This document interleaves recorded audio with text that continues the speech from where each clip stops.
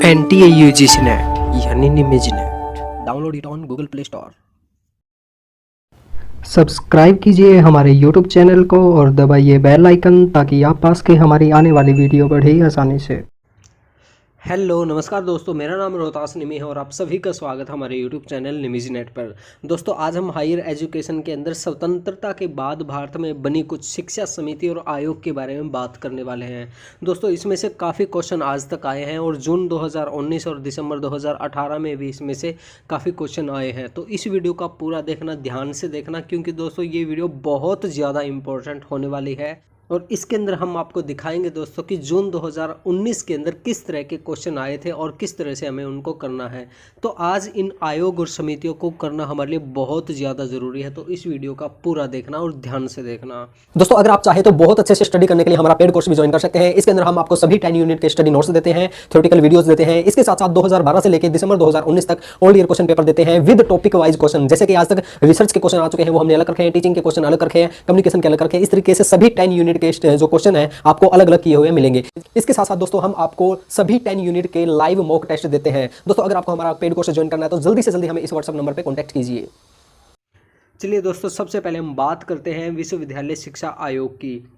इसे दोस्तों राधा कृष्ण आयोग भी कहा जाता है। यहाँ पे एक चीज़ दोस्तों आपको कंफ्यूज कर सकती है, ये यूजीसी नहीं है दोस्तों, ये यूनिवर्सिटी एजुकेशन कमीशन है, यूईसी है। कई लोग इसमें कंफ्यूजन हो जाते हैं, वो सोचते हैं कि ये यूजीसी की बात कर रहे हैं। नहीं दोस्तों, ये यूईसी की बात चल रही है, यूनिवर्सिटी एजुकेशन कमीशन की।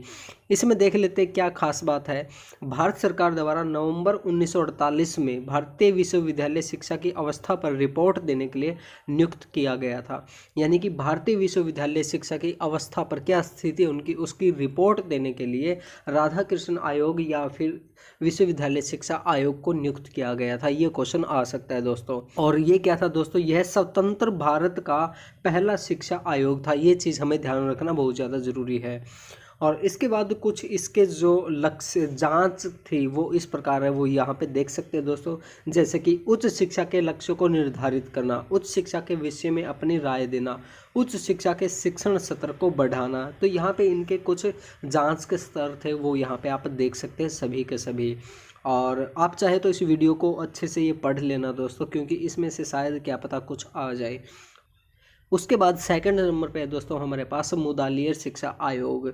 इसकी स्थापना 1952 के अंदर हुई थी और इसके जो संस्थापक थे वो थे दोस्तों लक्ष्मण स्वामी मुदालियर की अध्यक्षता में इसकी स्थापना की गई थी। और इस आयोग को दोस्तों माध्यमिक शिक्षा आयोग भी कहा जाता है, ये हमें ध्यान में रखना ज़रूरी है। और इसकी स्थापना 23 सितंबर 1952 को हुई थी। और इसने जो सुझाव दिए थे वो क्या दिए थे दोस्तों, इसने कहा था कि 4 या 5 वर्ष तक जो शिक्षा होनी चाहिए वो प्राइमरी शिक्षा होनी चाहिए और उसके बाद में सेकेंडरी शिक्षा को 2 भागों में बांटना चाहिए।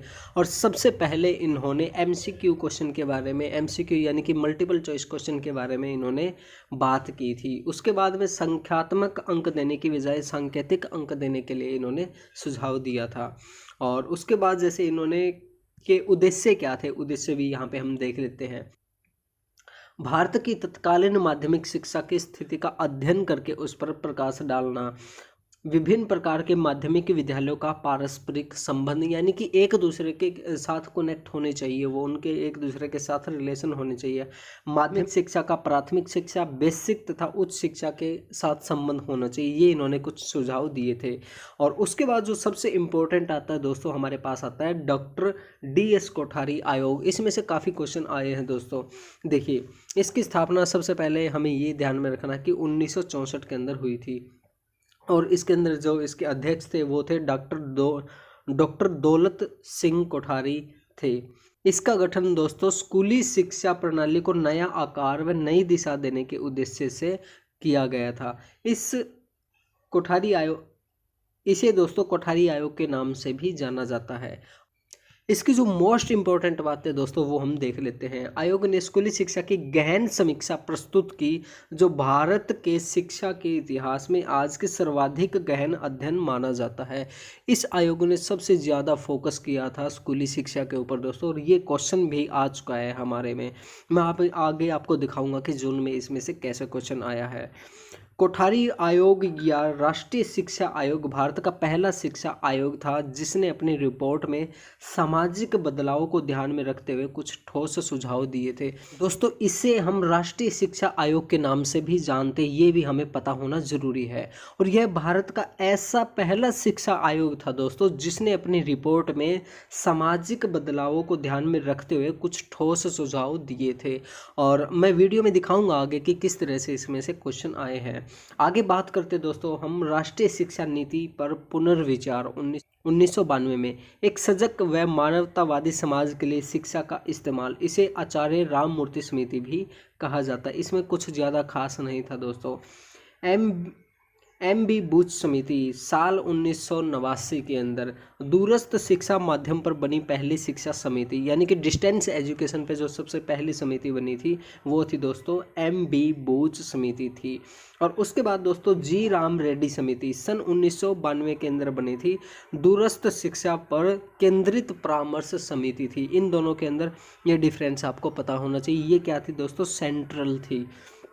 तो ऐसे क्वेश्चन आ सकता है कि निम्नलिखित में से कौन सी ऐसी समिति थी जो दूरस्थ शिक्षा पर केंद्रीय परामर्श समिति थी? ठीक है, तो ये हमें पता होना चाहिए। उसके बाद दोस्तों एक और जो मोस्ट इम्पोर्टेंट हमारे पास आती है वो है प्रोफेसर यशपाल समिति। 1992 में भारत सरकार के मानव संसाधन विकास मंत्रालय ने एक राष्ट्रीय सलाहकार समिति का गठन किया। इसकी जो मुख्य बातें थी वो क्या थी दोस्तों? समिति को इस बात पर विचार करना था कि शिक्षा के सभी स्तरों पर विद्यार्थियों, विशेषकर छोटी कक्षा के विद्यार्थियों पर पढ़ाई के दौरान पड़ने वाले बोझ को कैसे कम किया जाए। ये देखिए दोस्तों, इसमें क्या कहा गया, ध्यान से पढ़िए। इसमें कहा गया था कि शिक्षा के सभी स्तरों पर विद्यार्थियों, विशेषकर छोटी कक्षा के विद्यार्थियों पर पढ़ाई के दौरान पड़ने वाले बोझ को कैसे कम किया जाए, इसके ऊपर विचार किया गया था। और ये क्वेश्चन आ सकता है दोस्तों, काफ़ी इम्पोर्टेंट है।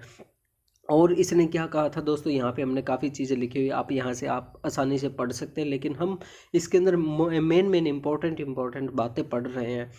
दोस्तों, समिति ने शिक्षा की तमाम मुश्किलों की जांच परख करते हुए लिखा। क्या लिखा वो हम देखते हैं। बच्चों के लिए स्कूली बस्ते के बोझ से ज़्यादा बुरा है न समझ पाने का बोझ। ये देखिए, इसे समझने की कोशिश कीजिए। ये कह रहे हैं कि बच्चों के लिए स्कूली बस्ते के बोझ से ज़्यादा कौन सा बोझ है? बच्चे के ना समझ पाने का बोझ, यानी कि बच्चे को अगर कुछ समझ में ही ना आए तो वो कितना बड़ा बोझ है। बस्ते का बोझ तो हैंडल कर सकता है जैसे तैसे करके, लेकिन ना समझ पाने का जो बोझ है वो बहुत बड़ा है। समझ में आना बहुत ज़्यादा ज़रूरी है बच्चे को। और उसके बाद दोस्तों 2005 में प्रोफेसर यशपाल की अध्यक्षता में ही राष्ट्रीय पाठ्य चर्चा की रूपरेखा बनाने के लिए एक राष्ट्रीय संचालन समिति का गठन किया गया। अब इसमें से भी क्वेश्चन आया दोस्तों, राष्ट्रीय पाठ्य चर्चा की रूपरेखा बनाने के लिए किस समिति का गठन किया गया था? इस तरह से एक क्वेश्चन आया था दोस्तों, वो भी हम आपको दिखाएंगे। और इसमें जैसे मैंने आपको बताया भी, इनकी और भी काफ़ी सारी चीज़ें जैसे यहाँ पे दी हुई है ब्लैक के अंदर, आप ये पढ़ लेना दोस्तों वीडियो रोक के। और उसके बाद में दोस्तों फिलहाल यही रूपरेखा हमारी स्कूली शिक्षा की मार्गदर्शक बनी हुई है, ये भी हमारे लिए इम्पोर्टेंट है। उसके बाद में दोस्तों नंबर 8 पे रामलाल पारेख समिति, यह समिति दोस्तों बीएड पत्राचार के लिए बनाई गई थी। उसके बाद 9 पे है प्रोफेसर खैरमा लिंग दोह समिति। इसने दोस्तों पत्राचार बीएड अवधि 14 माह तय की गई थी इसके दौरान। और प्रोफेसर आर टकवाले समिति, इसमें क्या कहा गया था? सेवारत अध्यापकों हेतु पत्राचार में बीएड की बात कही गई थी। और उसके बाद जो मोस्ट इम्पोर्टेंट आती है दोस्तों वो है हमारे पास राष्ट्रीय ज्ञान समिति, और इसे द नेशनल नॉलेज कमीशन भी कहा जाता है। इसकी स्थापना हुई थी दोस्तों 2005 में हुई थी। एक डायरेक्ट क्वेश्चन आया था कि राष्ट्रीय ज्ञान आयोग की स्थापना कब हुई थी, वो हमें बताना था। तो इस तरह से भी डायरेक्ट भी हमसे पूछ सकते हैं। तो इसकी जो मुख्य बातें थी वो हम देख लेते दोस्तों। शिक्षा अर्थात सूचना व ज्ञान कैसे सब लोगों तक सुलभ हो, ज्ञान का संरक्षण कैसे हो, ज्ञान का विस्तार कैसे हो, वह अधिक से अधिक लोगों तक पहुंचे तथा ज्ञान की गुणवत्ता कैसे बढ़े, इस आयोग का मुख्य उद्देश्य व कार्य थे। तो दोस्तों ये आ सकता है इस तरीके से क्वेश्चन पेपर में कि 4-5 लाइनें दे देंगे और कह देंगे निम्नलिखित में से ये कौन से आयोग के कार्य या उद्देश्य थे। तो ये हमें पता होना जरूरी है। राष्ट्रीय आयोग के कार्यों में शिक्षा के ऐसे स्वरूप को विकसित करना है जिसमें भारत की अमूल्य प्राचीन परंपरा व सांस्कृतिक धरोहर को सजोकर उसे नई पीढ़ी को सौंपा जा सके। अब देखिए इसके अंदर क्या कहा गया है दोस्तों, इसमें ये कहा गया कि इसका जो एक और मुख्य उद्देश्य था वो क्या था दोस्तों, भारत की अमूल्य प्राचीन परंपरा व सांस्कृतिक धरोहर को संजोकर उसे नई पीढ़ी को सौंपा जा सके। ये भी इसका एक मेन उद्देश्य था। तो ये चीज़ें हमें पता होना जरूरी है दोस्तों, और ये सारी चीज़ें आप एक बार पढ़ जरूर लेना। और इस आयोग ने अपनी एक रिपोर्ट में शिक्षा को व्यावसायिक शिक्षा व पेशेवर शिक्षा 2 भागों में बांटने का सुझाव दिया था। ये चीज़ भी हमें पता होना चाहिए। और उसके बाद जो दोस्तों नंबर 12 पे जस्टिस JS वर्मा समिति आई थी 2012 के अंदर। शिक्षकों की अक्षमता की समय समय पर जांच, यानी कि शिक्षक के अंदर कितनी एबिलिटी है उनकी जांच होनी चाहिए समय समय पर, ये इस JS वर्मा समिति ने कहा था। और फिर है दोस्तों राष्ट्रीय शिक्षा नीति। अब ये देखिए ये 2017 के अंदर आई थी, इसे नेशनल एजुकेशन पॉलिसी कहा जाता है। और इसका क्या कार्य था दोस्तों वो हम देख लेते हैं। इस समिति का गठन डॉक्टर के कस्तूरी रंजन की अध्यक्षता में हुआ था। भारत सरकार के मानव संसाधन विकास मंत्रालय द्वारा इसका गठन किया गया था। और इसके अंदर क्या है दोस्तों, इसके अंदर देखते हैं इस समिति को राष्ट्रीय शिक्षा नीति 2017 का मसौदा तैयार करने की जिम्मेवारी दी गई थी। और इसके अंदर जो मेन बातें वो हम देखते हैं दोस्तों, यहाँ पे आप वैसे पढ़ सकते हैं। यही चीज़ें हैं कि इसका गठन कब किया गया, किसने किया गया था, नॉर्मल बातें दोस्तों आप यहाँ से पढ़ सकते हैं। और प्रोफेसर DP सिंह ने एक ऐसी समग्र शिक्षा की जरूरत पर विशेष बल दिया जो आधुनिक ज्ञान और प्राचीन बुद्धिमत्ता के बीच समुचित संतुलन स्थापित कर सके। यानी कि इसने एक मुख्य बात क्या कही थी दोस्तों, हमारा आधुनिक ज्ञान जो है वो प्लस में प्राचीन बुद्धिमत्ता, उन दोनों को मिला के हमें अच्छी शिक्षा नीति अपनानी चाहिए।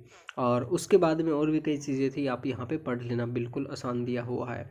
और उसके बाद में दोस्तों एक और जो मोस्ट इम्पोर्टेंट चीज़ है वो हम और देख लेते हैं, higher education commission of India. ये अभी तक फाइनलाइज नहीं हुआ है दोस्तों। इसके अंदर क्या कहा गया है,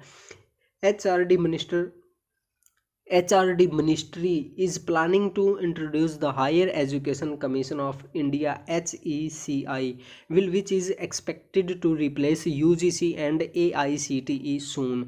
इसके अंदर क्या कहा गया है दोस्तों कि ये जो UGC है और AICTE है, इन दोनों को ख़त्म करके एक कमीशन बना देना चाहिए, higher education commission of India. इन्होंने कहा है कि जो UGC है वो अच्छे तरीके से अपना काम नहीं कर पा रही है और AICTE है ये भी अपना काम अच्छे से नहीं कर पा रही है। तो इन दोनों को ख़त्म करके एक higher education commission of India बना देना चाहिए। अभी इस पे विचार चल रहा है दोस्तों, इस पे कोई अंतिम फैसला नहीं आया है। तो दोस्तों नंबर 15 पर आते हैं हमारे पास प्रस्तावित राष्ट्रीय शिक्षा नीति, या फिर इसको नई शिक्षा नीति 2019, न्यू एजुकेशन पॉलिसी 2019 के नाम से भी जाना जाता है। इसके अंदर क्या है दोस्तों, इसमें हमारी एजुकेशन काफ़ी हद तक बदल जाएगी। इसके अंदर मुख्य रूप से 4 भागों को सम्मिलित किया गया है। इसमें जो सबसे पहला भाग है इसके अंदर दोस्तों विद्यालय जो शिक्षा है उस पर ध्यान दिया गया है। दूसरे में उच्च शिक्षा, तीसरे में प्रौद्योगिकी यानी कि जो हमारी साइंस और टेक्नोलॉजी उस पर बात की गई है, चौथे में व्यावसायिक शिक्षा पर ध्यान दिया गया है। इसके अंदर जो मुख्य रूप से जो ध्यान दिया गया दोस्तों वो इस चीज़ पे दिया गया कि बच्चे की जिस चीज़ के अंदर रुचि है उसको उसी चीज़ के अंदर लेके जाना चाहिए, बच्चे की रुचि के अनुसार उसमें पढ़ाना चाहिए उसको। और इसके अंदर जो मुख्य रूप से क्या बात है दोस्तों, वर्ष 2025 तक 3 वर्ष से 6 वर्ष तक के उम्र के सभी बच्चों को निःशुल्क, सुरक्षित, उच्च गुणवत्तापूर्ण और विकास के लिए उपयुक्त देखरेख और शिक्षा मुहैया कराने का लक्ष्य है। और इसके अंदर जो एक और मुख्य रूप से बात है वो है दोस्तों फॉर्मूला 5334 का फॉर्मूला है। इस फॉर्मूले को हमें समझना ज़रूरी है, इसमें से क्वेश्चन आ सकता है। इसके अंदर क्या किया गया है दोस्तों, नर्सरी से 12वीं तक की पढ़ाई को 5+3+3+4 के फॉर्मूले में डिवाइड किया गया है। इसके अंदर क्या है हम देख लेते हैं। 5 साल का पहला जो चरण है दोस्तों वो 3 से 8 वर्ष तक की आयु के बच्चों के लिए रखा गया है, इसे फाउंडेशन स्टेज कहा गया है। दूसरे चरण में दोस्तों 3 से 5 तथा 8 से 11 वर्ष के बच्चों के लिए इसे प्रिपरेटरी स्टेज कहा गया है। तीसरे चरण में दोस्तों कक्षा 6 से 8 तक तथा 11 से 14 वर्ष तक के बच्चों को इसमें शामिल किया गया है और इसे मिडिल स्टेज कहा गया है। चौथे चरण में दोस्तों 9वीं से 12वीं तक और 14 से 18 वर्ष तक के बच्चों के लिए ये रखा गया है, इसको सेकेंडरी स्टेज कहा गया है। तो ये हमारे लिए थोड़ा सा इम्पोर्टेंट है, शायद इसमें से कोई क्वेश्चन आ जाए तो आप इसे भी एक बार देख लेना। अब देखते दोस्तों, अब हमारे कुछ क्वेश्चन आए थे जून 2019 में और दिसंबर 2018 में। देखिए दोस्तों, ये है हमारा क्वेश्चन नंबर 36। भारत में परीक्षा प्रणाली की समस्याओं पर विशेष बल निम्नलिखित रिपोर्ट में से किस रिपोर्ट का भाग है, ये हमें बताना है। अब देखिए मैं आपको दिखाता हूँ इसमें ये किसका भाग है। अब ये देखिए दोस्तों, ये हमारे DS कोठारी आयोग था। इसने क्या कहा था, आयोग ने स्कूली शिक्षा की गहन समीक्षा प्रस्तुत की जो भारत के शिक्षा इतिहास में आज तक की सर्वाधिक गहन अध्ययन माना जाता है। यहाँ से आप देख सकते हैं कि इसने बहुत ज़्यादा स्टडी की थी। और इसे देखिए कोठारी आयोग या फिर राष्ट्रीय शिक्षा आयोग भी कहा जाता है। ये 1964 के अंदर आया था और यही उस क्वेश्चन का आंसर है दोस्तों। यहाँ पे मैं दिखा देता हूँ, ये देखिए। अब देखिए इस क्वेश्चन में यही दिया हुआ है, भारत में परीक्षा प्रणाली की समस्याओं पर विशेष बल निम्नलिखित रिपोर्ट में से किस एक रिपोर्ट का भाग है, वो हमें बताना है। इसमें जहाँ तक मेरा आइडिया है दोस्तों, वो इसका आंसर आएगा हमारा ऑप्शन नंबर 2, विश्वविद्यालय शिक्षा आयोग की रिपोर्ट 1964 और 66। देखिए इसका आंसर, ऑफिशियल आंसर हमें नहीं पता है क्या होगा इसका, लेकिन जहाँ तक मेरा आइडिया है इसका आंसर ऑप्शन नंबर 2 होगा। अगर आपको इसका आंसर कुछ और लगता है तो वो आप हमें बता सकते हैं। और आगे क्वेश्चन देखते दोस्तों, आगे है हमारे पास क्वेश्चन नंबर 40। इसके अंदर इन्होंने क्या दिया है, in post independence India which one of the following committee commission report deal with all level of education in India. सभी तरह की एजुकेशन लेवल के बारे में किसने बात की थी दोस्तों, वो हमें बताना है। इसके अंदर दिया है ऑप्शन नंबर 3, कोठारी आयोग यानी कि कोठारी कमीशन। अब देखिए ये बात भी इसी के अंदर कही गई थी दोस्तों। अब ये बात भी दोस्तों कोठारी आयोग के अंदर की गई थी। आप एक बार दोबारा इसे पढ़ लेना, आपको समझ में आ जाएगा। तो यहाँ से अपना जो आंसर आएगा दोस्तों, इसका आंसर भी क्या आएगा, इसका आंसर हमारा ऑप्शन नंबर 3 कोठारी कमीशन आएगा। इसका ऑफिशियल आंसर यही है दोस्तों UGC का। ये जो क्वेश्चन है दोस्तों, ये क्वेश्चन है दोनों के दोनों सेम है। ये हमारी पिक है यानी कि इमेज है और ये टाइप किया हुआ है। देखिए इसके अंदर हम पढ़ने की कोशिश करते हैं कि the education commission of India that first took serious note of the problem brain drain बाज। तो इसका आंसर दोस्तों इन्होंने ऑप्शन नंबर A दिया है, the education commission of India. अब बात यहाँ पे ये समझ में नहीं आ रही दोस्तों, एजुकेशन कमीशन ऑफ इंडिया तो यहाँ पे इन्होंने क्वेश्चन में ही दे रखा है, तो ये पूछ क्या रहे हैं। यहाँ पे या तो क्वेश्चन मार्क, यहाँ पे डैश डैश डैश होना था, या फिर ये होना था that commission that first took serious note of the problem brain drain. यानी कि इन्होंने कमीशन का नाम तो यहीं पे दे दिया और फिर दोबारा ये कमीशन का नाम पूछ रहे। ये बात मेरे को समझ में नहीं आई दोस्तों, लेकिन इसका जो आंसर है, ऑफिशियल आंसर यही है दोस्तों, the education commission of India. तो आगे हम देखते हैं दोस्तों, आगे हमारा कैसा क्वेश्चन है। आगे है दोस्तों, ये हमारा जून 2019 के अंदर आया था। द नेशनल नॉलेज कमीशन, राष्ट्रीय ज्ञान आयोग was established in which year. ये हमें बताना है, ये हमें पता है दोस्तों, ये 2005 में इसकी स्थापना हुई थी। मैंने आपको पीछे भी बताया था, ये मैं आपको दिखा देता हूँ।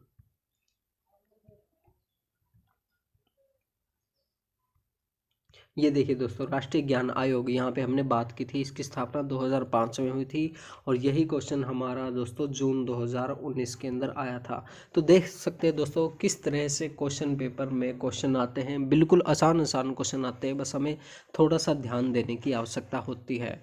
तो दोस्तों आज के लिए बस इतना ही। अगर आपको हमारी वीडियो अच्छी लगी तो इस वीडियो को लाइक कीजिए, शेयर कीजिए, कमेंट कीजिए। और दोस्तों अगर आपने अभी तक हमारा चैनल सब्सक्राइब नहीं किया तो प्लीज़ हमारे चैनल को सब्सक्राइब कर लीजिए और घंटे का बटन बटन ज़रूर दबाइए ताकि आप हमारी आने वाली वीडियोज़ को आसानी से देख सकें। थैंक यू दोस्तों आज के लिए बस इतना ही। अगर आपको हमारी वीडियो अच्छी लगी तो इस वीडियो को लाइक कीजिए, शेयर कीजिए, कमेंट कीजिए।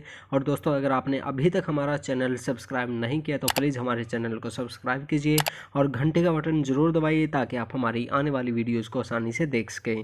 थैंक यू दोस्तों।